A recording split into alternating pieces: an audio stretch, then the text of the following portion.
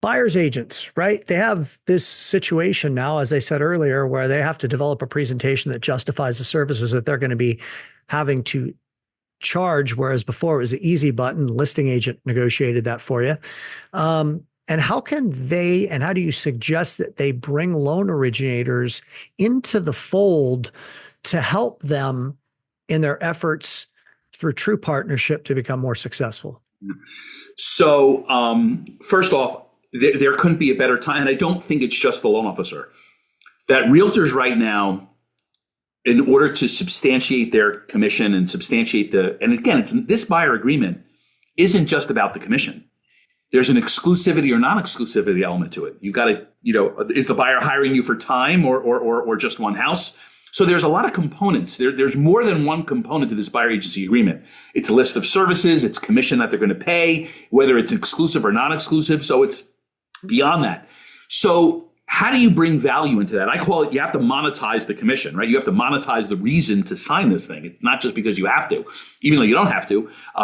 But the idea is, so what are some of the things look like? So one of the guidances that I'm giving to my realtor partners is you've got to really recalibrate your relationship with the loan officer, and you've got to recalibrate your relationship with the other important third-party providers. So a buyer wants to see a home. This buyer agreement is not to be discussed on the hood of the car before you walk into the property. That the buyer interaction needs to happen days, weeks, maybe even months before they actually become a buyer, which is a new thing, right? You got to sell yourself and get yourself a client first. Now, how to do that? When you meet with that client, you should have already prearranged your partners to be with you at that meeting. So no longer would it even just be me meeting a buyer, that when you meet a buyer, you should show up at that buyer's home. When was the last time a buyer agent drove to a buyer's home to sell themselves on their services before they come? No one ever did. I mean, on a listing you would do it, but on a buyer you don't do it. So you might have to be more proactive in going to them. You sit down, you meet with them, and your buyer education, which should be formalized just like a listing presentation, but it's got to be filled with good things and unique things. But one of those things need to be the value of your partnerships. And so the realtor stays in their lane, talks about all the realtor type things they'll do for the buyer.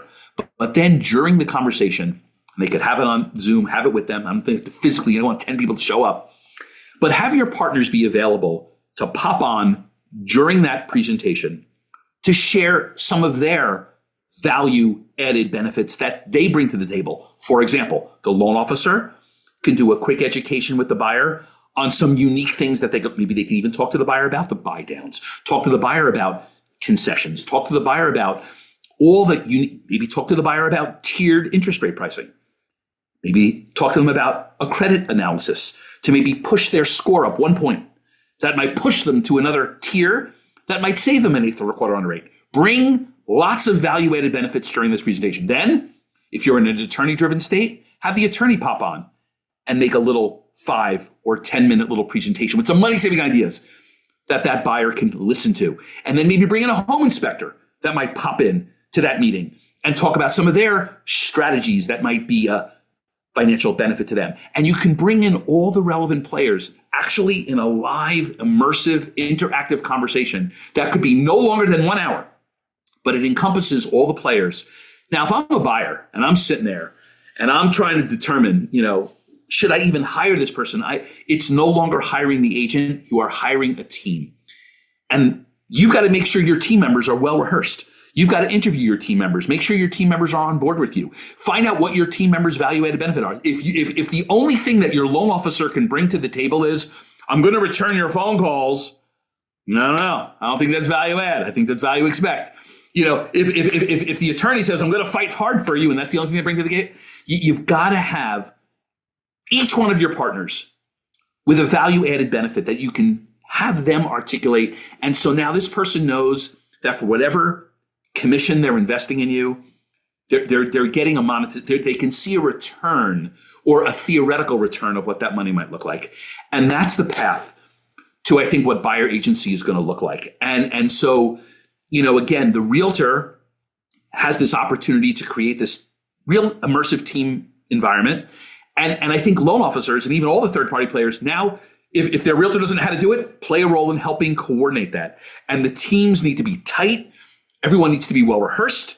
Everybody needs to be ready and available. And let's face it, you might need to be available for a 10-minute pop-on call at 7:30 at night while your realtor is not going on a listing presentation, but they're going on a buyer presentation, or what I call a buyer education. You better be available to jump in, to be part of that conversation. And we're doing that. And everything I say to you, these are not theories. I mean, the agents in my orbit that are succeeding in getting buyers to sign these agreements, not only sign them, but understand that if they're going to be paying or investing $10, $12, or $20,000, the buyers clearly see a return of that money. That's the path to buyer agency, and works.